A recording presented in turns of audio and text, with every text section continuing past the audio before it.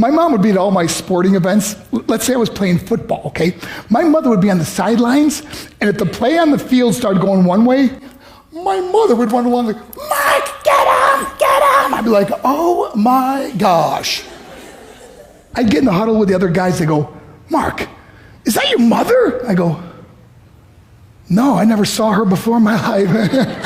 See, the greatest gift my mother ever gave me, she believed in me. I have overdosed on drugs on 3 occasions where I should have been dead. But I believe I was kept here for a reason. You show me your friends, I will show you your future. How do I know this? I hung out with losers, and I became the biggest loser of them all because I gave up everything I dreamt about as a little boy because of who I chose to surround myself with. My friends would drive me home at 2, 3, 4 in the morning. We'd be drunk and high. We'd pull up in front of my house in New York. They go, Mark, the light's on. I go, oh man, my mother's up. See, my mom wouldn't go to bed until she knew her son was still alive. I'd walk in, she'd say, hi Mark, how was your night? I go, it was good, Mom, I'm just gonna go to bed. She goes, can I talk to you for a minute? I go, Mom, I'm tired, I'm just gonna go to bed. She goes, Mark, I haven't seen you all day and all night. Can I please talk to you? I said, man, just leave me alone. You bug me. I'd slam my bedroom door on the one person who believed in me. I was on a worldwide tour and we were wrestling overseas in Japan. After my wrestling match, I went upstairs in my hotel room and I fell asleep. There was a knock at my door at 3 o'clock in the morning. I got out of bed and I looked through the safety window and I could see it was a Japanese promoter. So I opened the door and he said, Mark, you need to call home. There's been an emergency. I went and got on the hotel room phone. I called back to the United States. I said, hey, what's going on? They said, Mark, I don't know how to tell you this. I said, just tell me what happened. I suddenly started crying. They go, Mark, I can't tell you. I said, just say it. They said, Mark, your mother died. I just threw the phone down. I ran out of my hotel room.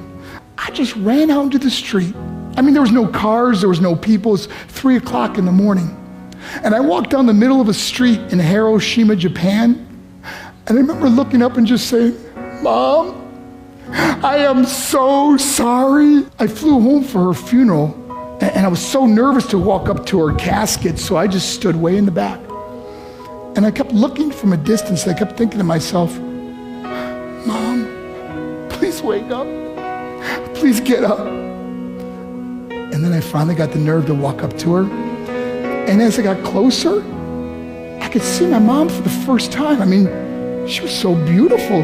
She was dressed in white. I mean, she looked like an angel. And I just stood over it. I said, Mom, you are my hero.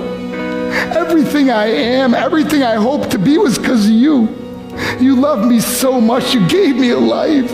You're the only one that ever believed in me. How did I repay her? By getting drunk? By getting high, by getting stupid, by hanging out with losers? For what? All she ever wanted to do was talk to me. I wish I could talk to you now, Mom.